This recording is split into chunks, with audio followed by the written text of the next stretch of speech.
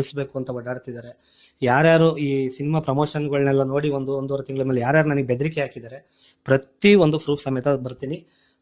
ಆಮೇಲೆ ಏನೇನು ಹೇಳಿಕೆ ಕೊಟ್ಟಿದ್ದಾರೆ, ಅಲ್ಲಿ ಏನೇನು ಬಂದಿದೆ ಪ್ರತಿಯೊಂದು ನಾನು ಕೂಡ ನನ್ನ ಹತ್ರನೂ ಒಂದಿಷ್ಟು ಕೊಡ್ತೀನಿ ಸಾಕ್ಷಿನ.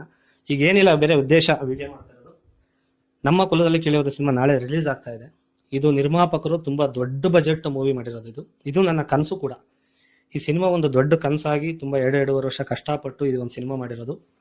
ಹಾಗಾಗಿ ಈ ಮೂಲಕ ಕೇಳ್ಕೊಳ್ಳೋದು ಒಂದೇ, ಇದು ನಿರ್ಮಾಪಕರಿಗೆ ಯಾವುದೇ ಕಾರಣಕ್ಕೂ ಇದರಿಂದ ಇದು ಪ್ರೊಫೆಷನಲ್ ಬೇರೆ, ಇದು ಪರ್ಸನಲ್ ಬೇರೆ.